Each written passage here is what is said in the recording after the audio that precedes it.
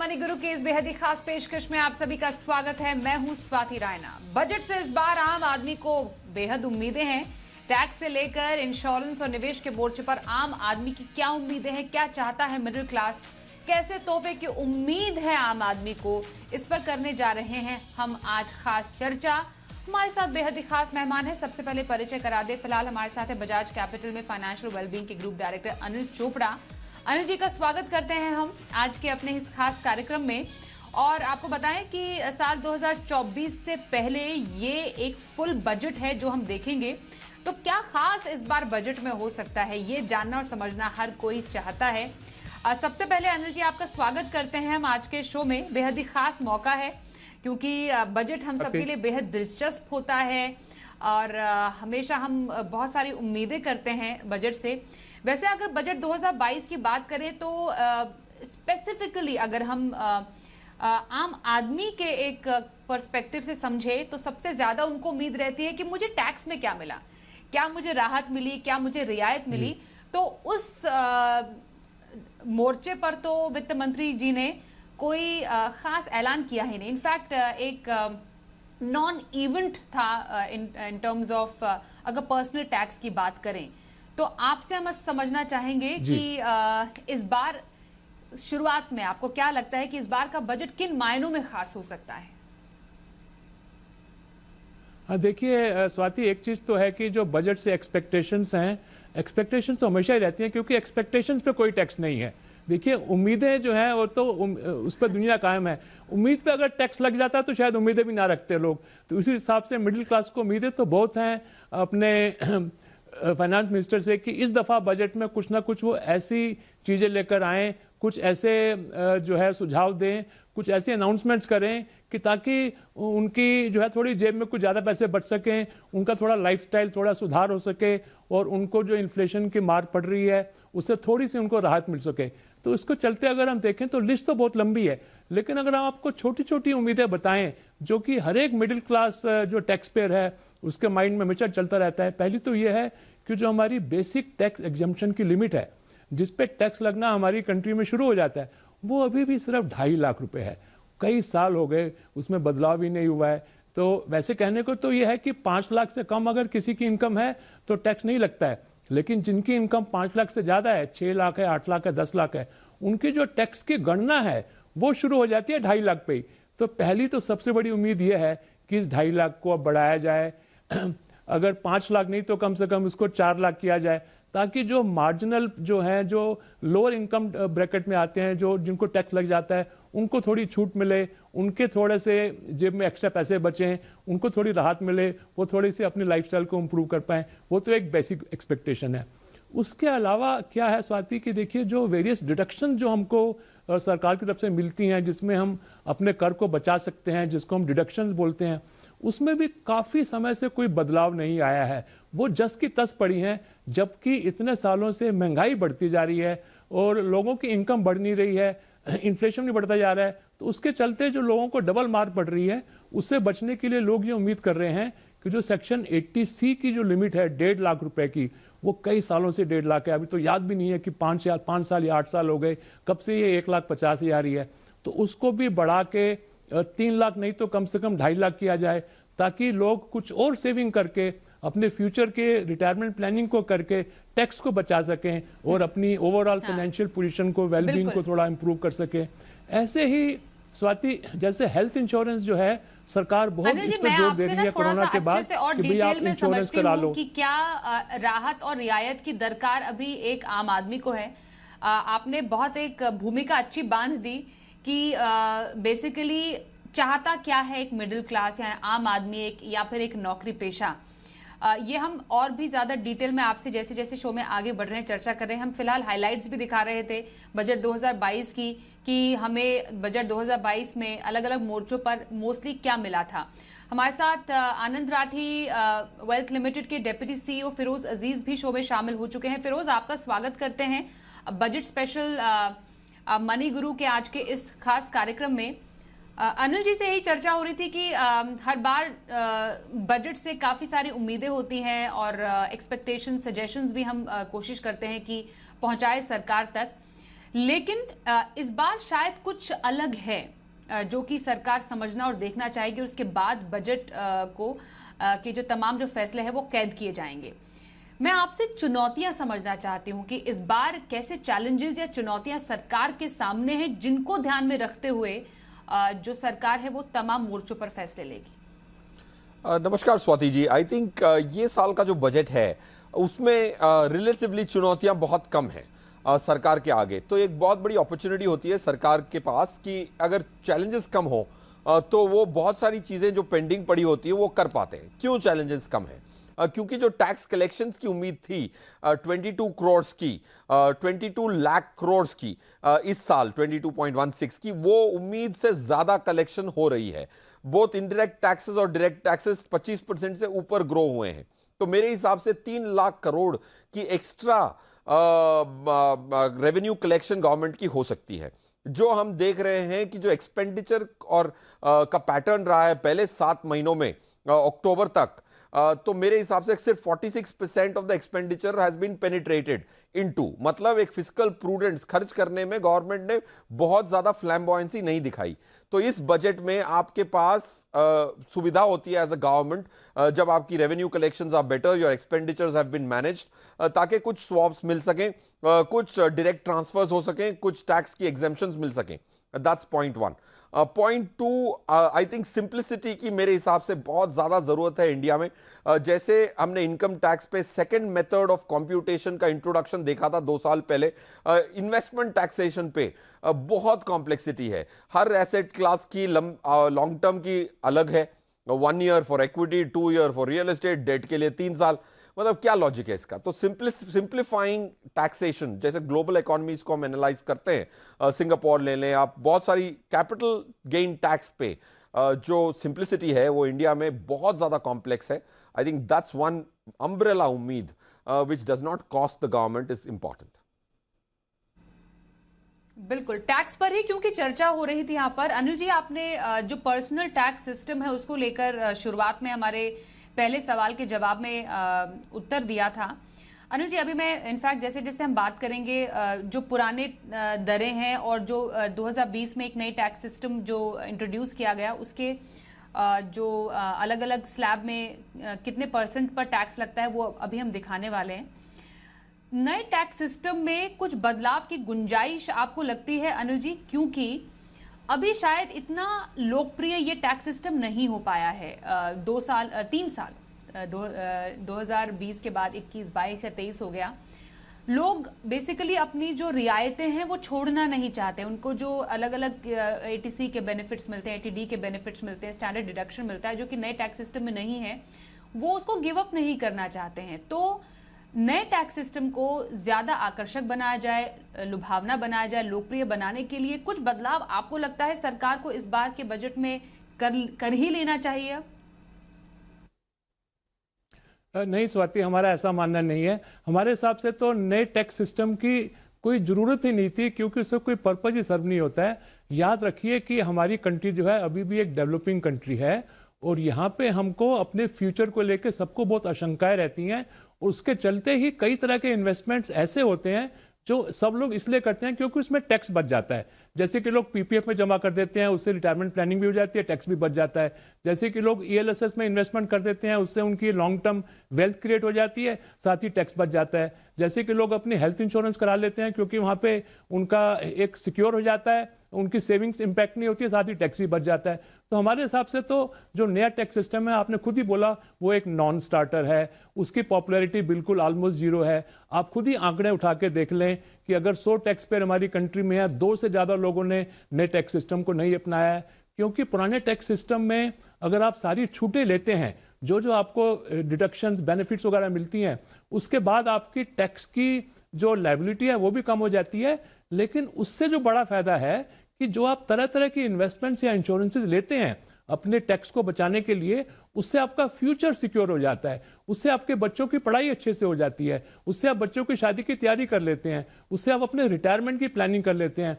अगर हम पूरा जोर डाल दें कि जी आप सिर्फ टैक्स को कम करें और फ्यूचर की एनपीएस वगैरह या पीपीएफ वगैरह या जो अच्छी अच्छी स्कीमें हैं उनको छोड़ दें, तो ये एक बहुत बड़ा एक चेंज हो जाएगा, परिवर्तन हो जाएगा कि कि हम अपनी इकोनॉमी को कंज्यूमरिज्म की तरफ यानी कि कंजम्पशन की तरफ मोड़ रहे हैं, जो कि मेरे हिसाब से एक घातक होगा। और हमारी जो जनसंख्या है, जो हमारे सिटीजन्स हैं, वो पहले से ही इस चीज़ को समझ गए हैं, तभी से उन्होंने इसको अपनाया भी नहीं है।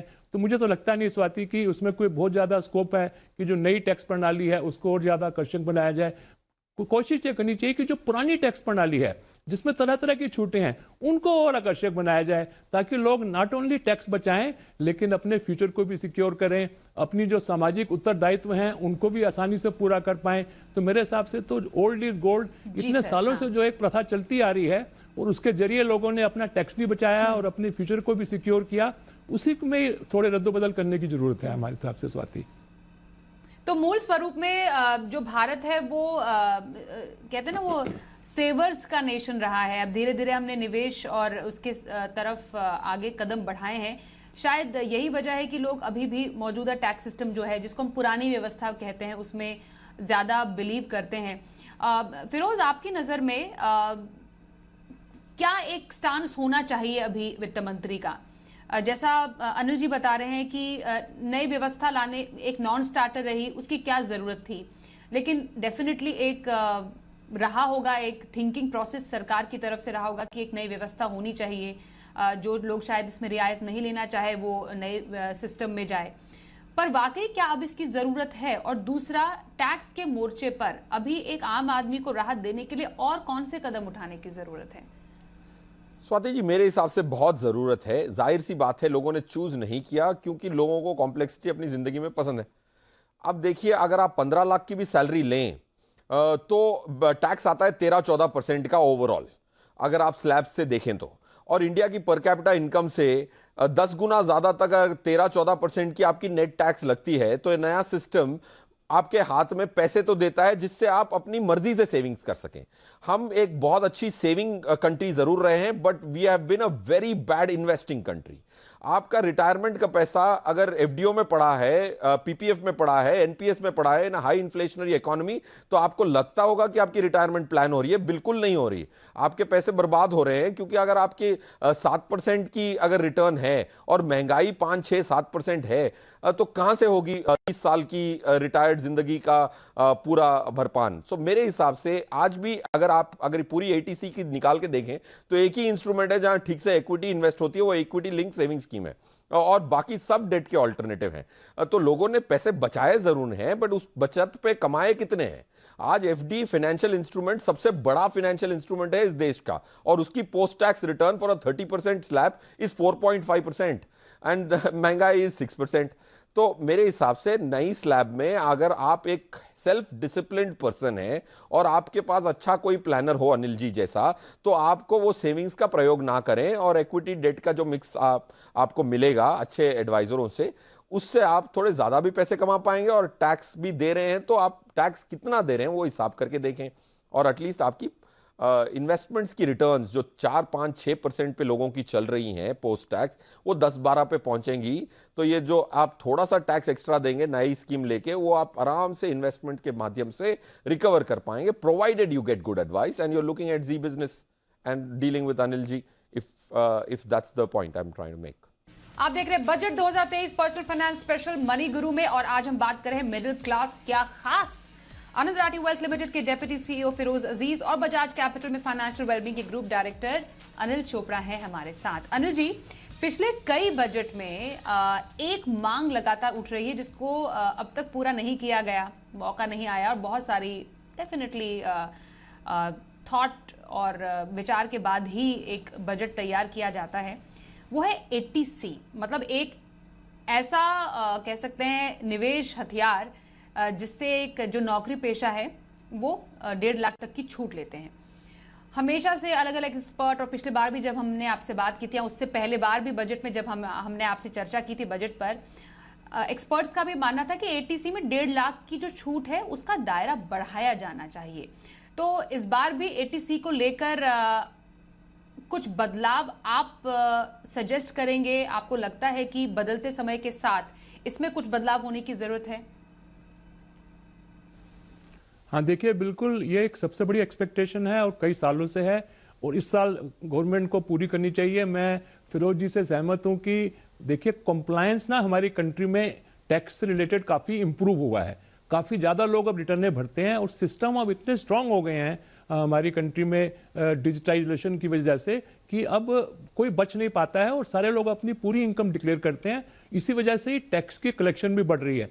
तो अब सरकार के पास एक हौसला आ गया, उनके पास उनको एक रीज़न मिल गया है कि वो थोड़ी सी इसमें छूट देके और नॉट ओनली मिडिल क्लास को राहत दे सकते हैं बट उनकी टैक्स की कलेक्शन ओवरऑल बढ़ेगी। तो अब हम ये उम्मीद कर रहे हैं कि ये जो 1.5 लाख रुपए की लिमिट है इसको बढ़ा के कम से कम 2.5 लाख रुपए किया जाए, क्योंकि इसके अंदर जो तरह तरह के इंस्ट्रूमेंट्स जो एलिजिबल हैं, देखिए इसमें ट्यूशन फी है, बच्चों की ट्यूशन फी तो लगातार बढ़ती जा रही है। इसके अलावा अगर सेक्शन 80C में हम इंश्योरेंस प्रीमियम्स की बात करते हैं कि जो यूलिप्स हैं या जो टर्म प्लान हैं उनके प्रीमियम भी बढ़ते जा रहे हैं, लेकिन अगर यहाँ पे छूट नहीं बढ़ेगी तो उसका लोगों को पूरा फायदा नहीं मिलेगा। ऐसे ही जो ELSS स्कीम्स के थ्रू या टैक्स सेविंग फंड्स के थ्रू लोग अपनी वेल्थ क्रिएट करते हैं लॉन्ग टर्म सिप करके या लमसम करके, तो उसकी भी उनके गोल्स तो बड़े होते जा रहे हैं। उनके जो खर्चे हैं टोटल रिटायरमेंट के हों चाहे वो बच्चों की शादी के हों, वो बजट बढ़ते जा रहे हैं। लेकिन उसके लिए अगर ये जो छूट की सीमा है अभी 1.5 लाख रुपए ही रहेगी तो वहां पे भी उनको बेनिफिट नहीं मिल रहा है। तो एक काफी बड़ी एक्सपेक्टेशन है कि इस 1.5 लाख को बढ़ा के 2.5 लाख नहीं तो कम से कम 2 लाख तो जरूर किया जाए। और इसके अंदर जो चीजें जो आती हैं उसमें भी थोड़े अगर बदलाव किए जाएं तो ज्यादा बेहतर रहेगा। पहले तो हम ये बता दें कि शुरू से हम ये कहते आए हैं एज ए फाइनेंशियल प्लानर कि जो 1.5 लाख रुपए की लिमिट है इसको 3 टुकड़ों में भाग के हर एक को इसका इस्तेमाल करना चाहिए। पहला 50,000 डेट ओरिएंटेड यानी कि प्रोविडेंट फंड्स, दूसरा 50,000 इक्विटी ओरिएंटेड यानी कि ELSS और टैक्स सेविंग फंड्स, और तीसरा 50,000 इंश्योरेंस जैसे कि टर्म प्लान या दूसरे होल लाइफ प्लान वगैरह। तो इसको अगर हम 2 लाख रुपए करते हैं तब ये तीनों जो कैटेगरीज हैं इनके हम अमाउंट्स को बढ़ा के और अपने फ्यूचर को और ज्यादा सिक्योर कर सकते हैं। और उसके अलावा इसमें जो ट्यूशन फीस टाइप की जो चीजें इंक्लूडेड हैं या जो होम इंश्योरेंस के जो प्रिंसिपल है वो मेरे हिसाब से निकाल देना चाहिए, क्योंकि देखिए बच्चों की एजुकेशन ट्यूशन फी तो हर एक ने देनी ही देनी है, उसके लिए भी अगर टैक्स में छूट देनी पड़े तो बड़ी अजीब बात लगती है। अब इतने सालों के बाद भी अगर हमें पेरेंट्स को एनकरेज करना पड़े कि आप बच्चों की ट्यूशन फी दीजिए और फिर उसको टैक्स बेनिफिट लीजिए, वो मेरे हिसाब से हट जाना चाहिए।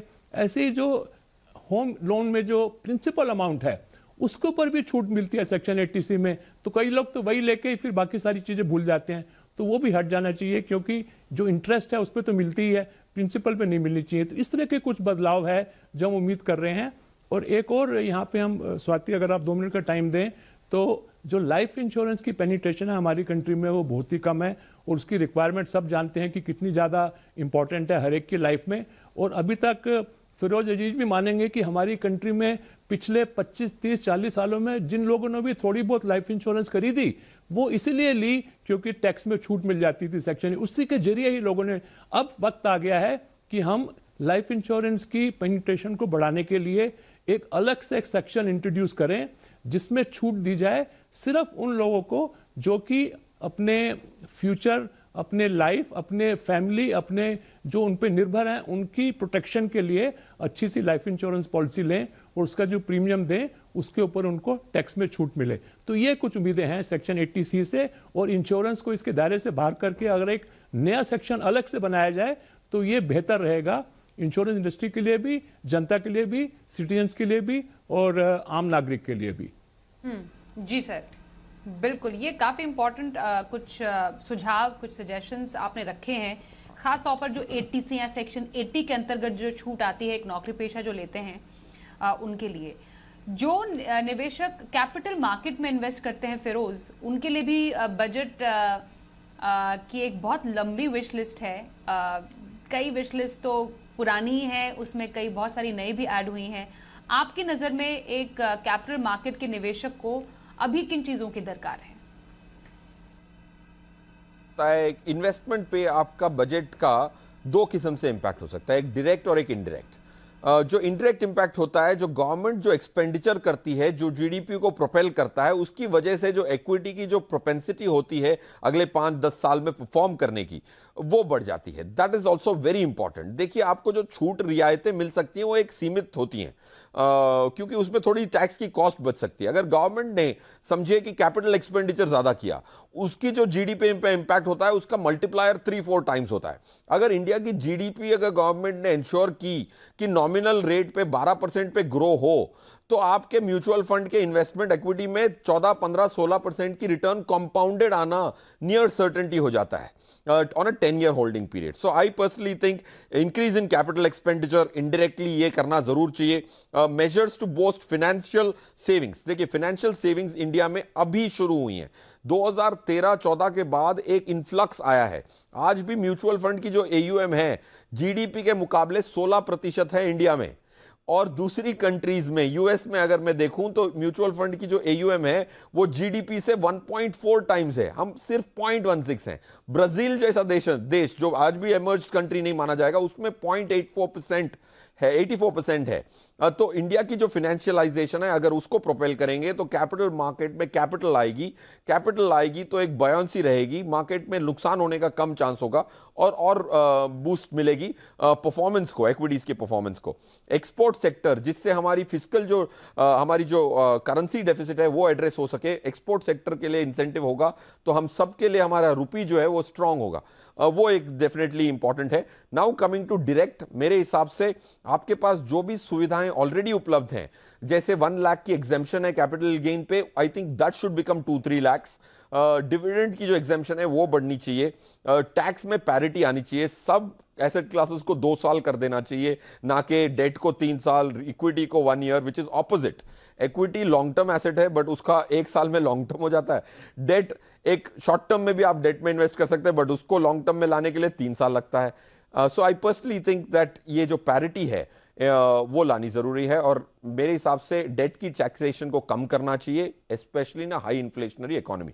काफी सारी ऐसी कंट्रीज हैं जहां पे कैपिटल गेन टैक्स ही नहीं होता। सो आई थिंक डेट की टैक्सेशन जो 20% पे है, that's a little on the higher side.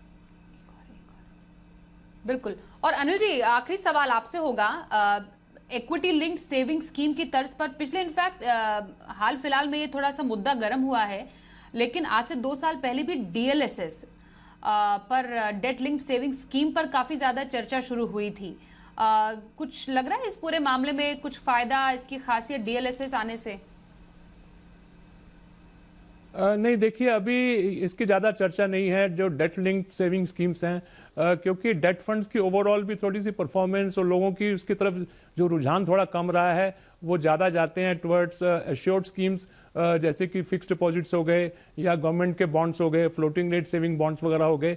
जबकि पिछले कुछ सालों से सेबी ने और फाइनेंस मिनिस्ट्री ने काफ़ी कोशिश करी है कि जो कॉर्पोरेट बॉन्ड्स हैं उनकी सेकेंडरी मार्केट को काफ़ी एनकरेज किया जाए, लोगों का उधर ध्यान दिलाया जाए कि भी वहाँ से वो अपनी रिटर्न को बढ़ा सकते हैं। तो उसके चलते अगर वो कॉर्पोरेट बॉन्ड्स की मार्केट को डीपन करने के लिए कुछ प्लेटफॉर्म्स वगैरह लॉन्च करते हैं और वहाँ पे कुछ प्रोत्साहन देते हैं, तब हो सकता है कि लोगों को इधर ध्यान जाए ज़्यादा, और डेट में भी लोग जो हैं थ्रू बॉन्ड्स वगैरह बजाय इसके कि FD या जो प्रोविडेंट फंड वगैरह है उसको छोड़ के इधर बढ़े, जिसमें लिक्विडिटी भी रहती है और कभी भी वो निकल भी सकते हैं। और जो जैसे पहले फिरोज ने कहा, वो तो एक बहुत जरूरी एक कदम हम एक्सपेक्ट कर रहे हैं कि जो डेट म्यूचुअल फंड्स की जो लॉन्ग टर्म की डेफिनेशन है 3 साल की, वो बहुत ही ज़्यादा लंबी है, उसको भी कम करके 1 साल किया जाए, तभी डेट की तरफ लोगों का ज़्यादा ध्यान जाएगा। तो डेट रिलेटेड, डेट ओरिएंटेड जो म्यूचुअल फंड्स की स्कीम्स हैं या वो, उसकी हमें ज़्यादा अभी ज़रूरत महसूस नहीं हो रही है इस बात की। ओके सर, बहुत धन्यवाद करेंगे फिरोज आपका और अनिल जी, आपका भी मनी गुरु के इस बजट स्पेशल शो में हमारे साथ शामिल होने के लिए। बजट में कुछ वक्त बाकी है, लेकिन उम्मीदों, विशलिस्ट का पिटारा तो खुला हुआ है अभी भी। बजट के पिटारे से क्या निकलता है ये हमें 1 फरवरी 2023 को मालूम चलेगा, जिस पर एक्सक्लूसिव कवरेज जी बिजनेस पर हम देखेंगे सबसे पहले। फिलहाल हमारे साथ आज के इस कार्यक्रम में शामिल होने के लिए दोनों का धन्यवाद हम करेंगे। इस कार्यक्रम में बस इतना ही, देखते रहिए।